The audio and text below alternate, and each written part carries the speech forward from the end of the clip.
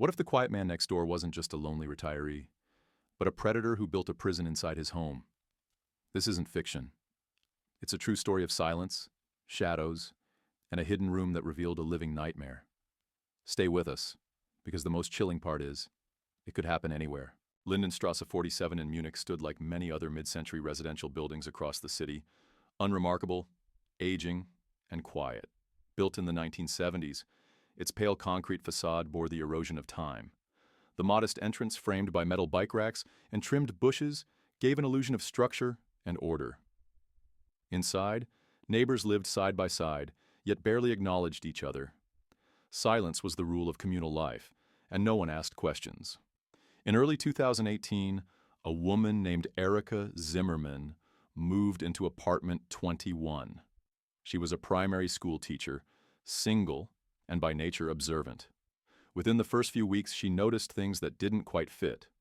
The faint metallic smell that lingered in the hallway, the inconsistent rhythms of sounds from the adjacent apartment, sometimes a low thud, sometimes something resembling choked breathing. Initially, she dismissed them as quirks of old plumbing or the muffled TV of an elderly neighbor. Apartment 17 belonged to a man named Ghard Schubert, a 64-year-old retiree with a background in industrial maintenance. Residents described him as solitary but polite. He rarely spoke, maintained his routine with precision, and often left or returned during hours when the hallways were empty. His apartment door remained firmly shut, the lights dimmed, the air stale. The first signs of abnormality were subtle. A pungent sterility in the air, like hospital-grade disinfectant, and a silence that felt too controlled. People living in dense urban dwellings grow used to human sounds. Footsteps, voices, the occasional argument. But from apartment 17 came the absence of life, as though space had been intentionally scrubbed of any trace of human warmth. Late at night, Erika occasionally heard something. Soft, strained sounds. Not quite a voice, but undeniably human in nature. Once, a sound sharp enough to wake her, followed by utter stillness. That silence was more terrifying than any scream. It suggested not the absence of danger, but the suppression of it. Ghard Schubert maintained his appearance carefully. His clothing was always clean, his beard neatly trimmed. He had no visible vices, no visitors. He lived, as it seemed, in a controlled environment of precision and predictability. To the outside world, he was an aging man enjoying the solitude of retirement. But his behavioral patterns suggested something else, an engineered normalcy, the kind often maintained by individuals with something to hide. The early suspicions could have been brushed aside, and for a time they were. But within criminal profiling, a pattern was forming. Schubert's behavior aligned with a subset of offenders known for high-functioning concealment.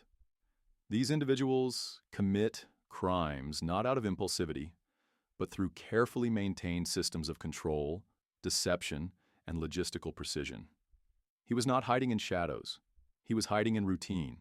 Every element of his public life was built to deflect suspicion.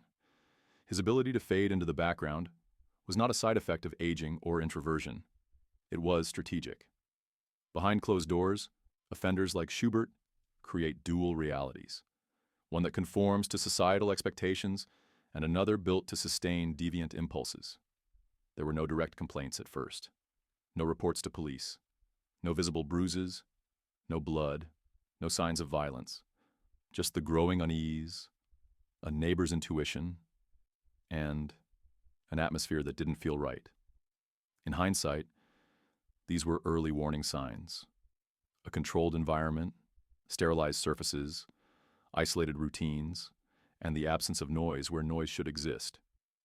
In cases of long-term captivity or psychological domination, the environment plays a key role. Offenders manipulate not just their victims, but also the space around them. Soundproofing, lighting control, and spatial design become tools of psychological warfare. The victim is not merely trapped, they are erased from perception. In apartment 17, Ghard Schubert had created such a space, not with overt brutality or reckless mess, but with calculated absence, of sound, of smell, of life. The horror did not scream. It whispered beneath layers of normalcy, and no one heard it. On a freezing January night in 2019, when snow covered the streets of Munich in a deceptive blanket of silence, an unmistakable sound pierced the stillness inside Lindenstrasse 47. It was not a random thump or a muffled television broadcast. It was a voice, faint, female, desperate. The words were unclear, but the intention behind them was not.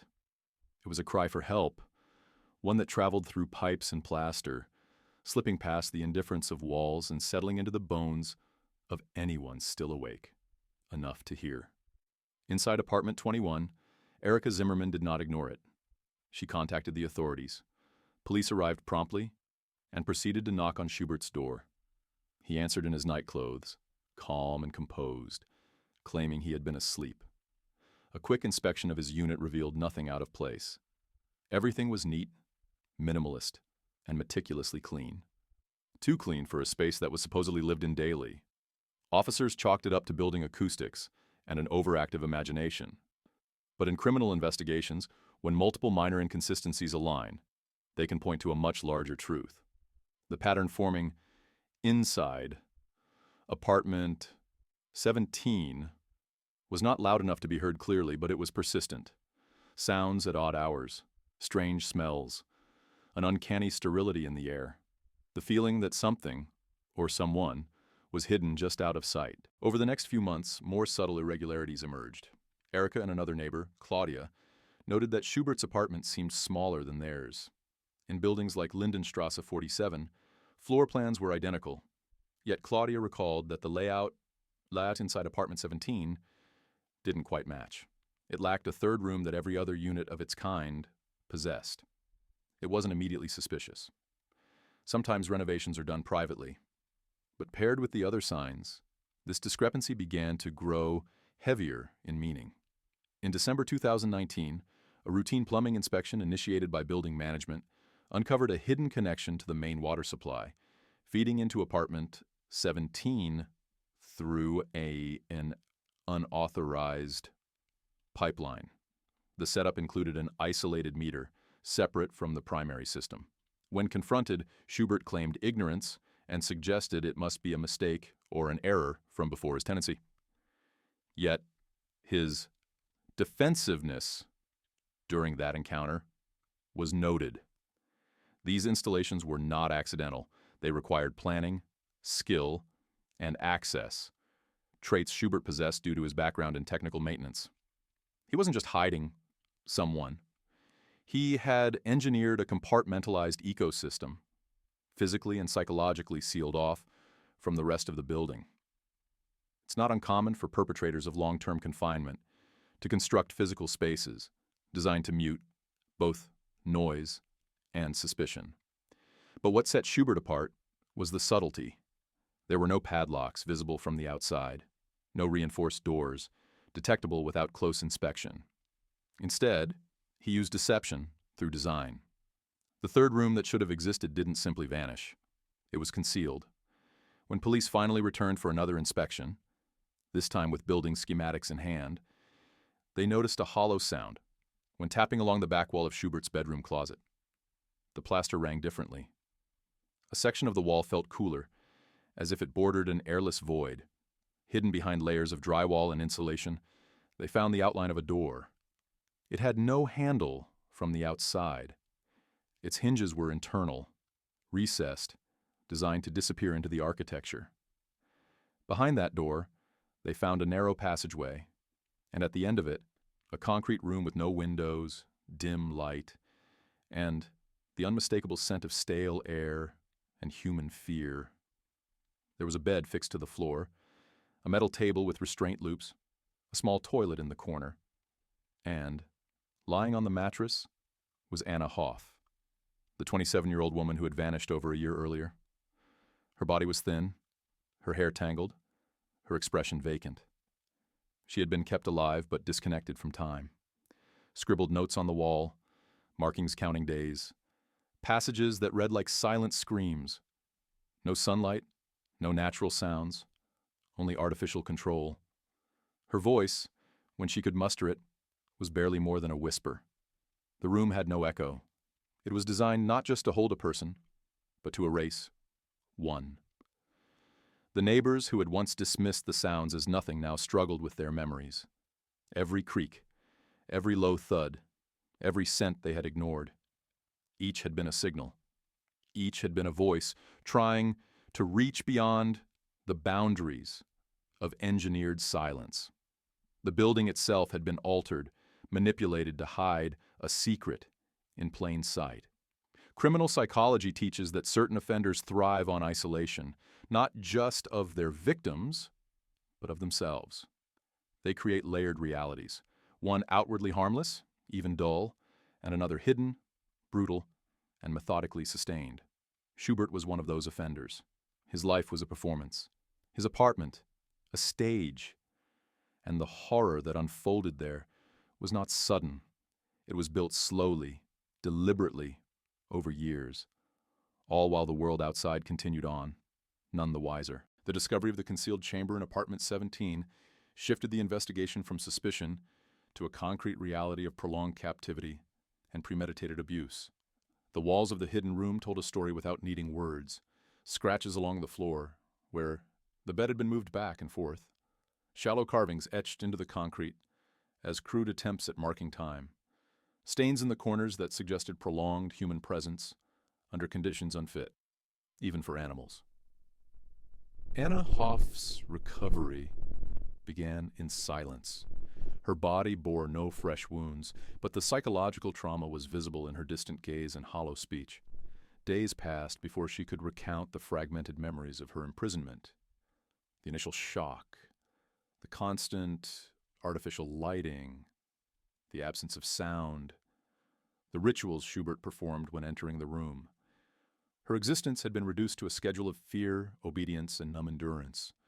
She was fed, kept alive, but deprived of all autonomy. Even the flow of time had been manipulated. No natural light, no clocks, no cues to distinguish night from day. It was an environment designed for domination, not for care. In a hidden compartment beneath the floor, investigators found a collection of objects: women's handbags, worn pieces of jewelry, and a diary that belonged to Anna, alongside other names written in disjointed lists: Lisa, Elizabeth, Claire. Some of the items were linked to open missing persons cases. Others remained unidentified. These items were not souvenirs. They were markers in a pattern, a sequence of victims. Among the evidence was an encrypted external hard drive. When cracked open by digital forensics, it revealed hundreds of data points: surveillance notes, photographs, time-stamped folders with names and dates. Some files contained audio logs, disturbing, low-quality recordings of breathing, crying, whispers pleading for mercy. It was not merely a collection. It was documentation. Schubert had cataloged his crimes like a project. Public records from the former East Germany revealed that Ghard Schubert had been incarcerated from 1982 to 1985 for sexual violence against a young woman in Dresden. After serving his sentence, he entered a resettlement program that helped former prisoners relocate to the West during reunification. It was during this transition that he altered his identity, obtained new documents, and began a new life in Munich. His past had been obscured not by active deception, but by institutional oversight. He had been given a second chance, one he used to continue what he had already begun. Profiles of organized offenders often describe a methodical, emotionless process of victim selection and control. Schubert's profile fit this pattern precisely. He was not opportunistic. He didn't snatch victims from the street.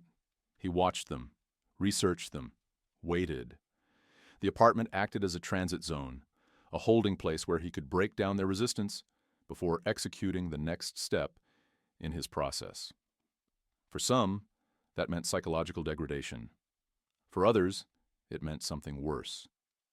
Investigators began to expand the search, suspecting that apartment 17 was only one location in a broader infrastructure Schubert had built for his crimes. He had the technical knowledge to create environments that evaded detection, and the emotional detachment to sustain long-term abuse without drawing attention. He wasn't driven by rage or impulse. He was driven by control. Control in cases like this is the central pathology. The act of abduction, confinement, and manipulation wasn't only a means to an end. It was the end itself. Schubert maintained absolute power over his victims, not just physically, but psychologically. He dictated their schedules, their surroundings, even their memories. Survivors of such crimes often describe the slow erosion of identity, the breakdown of time perception, and a growing sense of unreality. The room in apartment 17 had been built not only to contain bodies, but to dismantle minds. As forensic investigators combed through every inch of the apartment, they noticed the extent of the design. Double insulation in the walls, dampening materials layered behind decorative panels, ventilation rerouted through non-standard channels. The room was practically soundproof. Neighbors had not failed to report the truth. They had never been given a fair chance to perceive it. The silence had been engineered. It was now clear that Schubert had not acted on impulse. He had used years of technical work to prepare the space.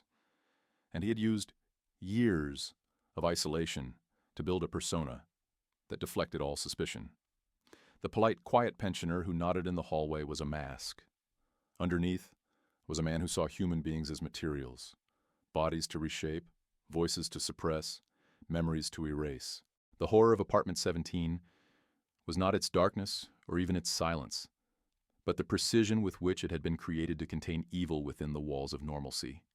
It was not a dungeon beneath ground, not a cabin in the woods, but a space constructed within society in plain view, next to working professionals, families, and children.